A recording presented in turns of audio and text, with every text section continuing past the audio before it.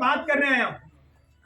Vote भाग्य परिस्थिति का होता है बेटा, मुझे कम वोट मिले सांसद जीत के चला जाए, कोई समझे कि मैंने वोट तोड़ा दिया, भाग्य परिस्थिति वाली बात होती है। मैं यहाँ सबसे जो कहने आया हूँ, चाहे वो मुझे कांग्रेस को वोट दे, चाहे वो बीजेपी को वोट दे, चाहे बहुजन को वोट दे, मैं आपके बीच में जो संदेश देना चाहता हूँ वो एक आम सामाजिक व्यवस्थाओं को कहने वाली बात है कि 75 साल आजादी के बाद विरोध आप करते हैं, वोट उनके खिलाफ देते हैं, लेकिन मानसिक रूप से आप भी भयभीत हो, चाहे मानो चाहे मत। और मेरी पीड़ा यही है, जब मैंने कहा, फिर आपसे कहना चाहता कि तुम्हें राज से क्या मतलब। जिस इंसान ने मुझे वोट दे दिया उसने मुझे विधायक मान के वोट दिया, मेरे भाग्य से मैं पिछड़ा या आगे बना, उस आदमी का एहसान बंद हूं। उसने जब मेरे जाके मोहर लगाई तो मान लिया था कि मेरे वोट से अशोक शर्मा जीतेगा, क्योंकि एक वोट से टीपी जोशी आ रहा था। तो उस आदमी का तो मैं जीवन भर का कर्जदार हो गया कि नहीं। दूसरी बात, मैं जीत भी जाता और फिर भी अगर कांग्रेस का राज होता तो उसमें आपको डरने के लिए बात क्या है।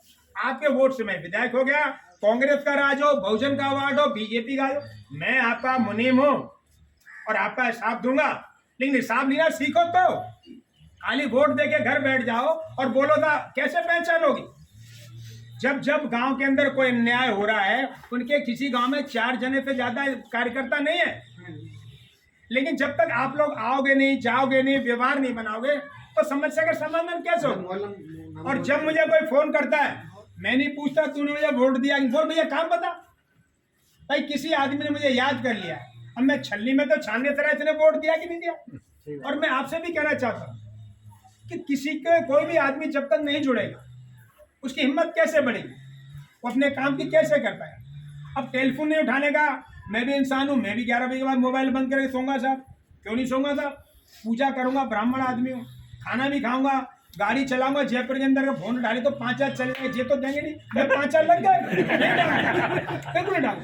कानून के खिलाफ मैं वो कभी भी कोई काम नहीं करूंगा जिससे कि मेरी स्थिति खराब। लेकिन बाद में मैं कॉल बैक कर लेता हूँ कि भाई काम बताओ, ठीक है। मेरे पे सबके नंबर नाम फीड नहीं है, मिस कॉल भी आते हैं, धंधा भी करता हूँ, व्यापार भी करता हूँ, सबके काम आते हैं, मैं तो काम बताओ।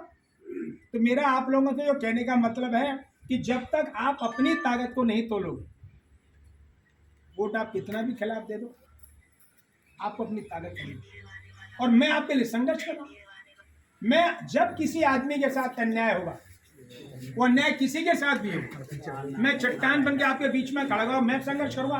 मुझे पता है कि मैं हारा हूं कि जीता हूं, तो मैं क्या मतलब कांग्रेस से बीजेपी में बैठा तो, और 90% तो मैं उसी परिवार से संबंध रखता हूं। तो बाबूजी जैसा मेरा व्यवहार चला है कि नहीं, तो तुम्हें डरने वाली बात क्या, बोलो। मैं क्या दूं, तो मेरी कमजोरी स्वीकार करना। आप डॉक्टर के पास जा रहे हो जब अपने मन में विश्वास नहीं है कि डॉक्टर की दवाई लगेगी तो कभी डॉक्टर की दवाई नहीं, ये विश्वास आपका होना चाहिए। और किसी भी आदमी का विश्वास मुझ पे हो, आज तक कोई बताते कि 33 में मैंने बोला, किसी भी काम हो, बिजली का काम हो, पानी का, कोई अधिकारी हो, मुझे नहीं मालूम कि मंत्री डंडौतिया कांचन साहब ऐसी देवी कौन से अधिकारी की हिम्मत में आदमी कभी पहले गड्ढा खोद दिया, गाड़ दो, कोई हिम्मत में आदमी बोला।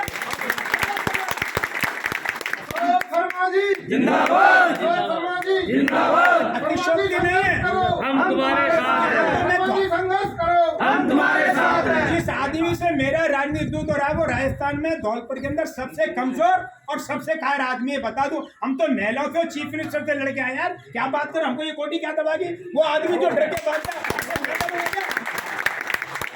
पर मैं नहीं समझ रहा हूँ, उसकी चल रही है, उसकी चल रही, क्या चल रही है। एक पे जाके दे दिया, एक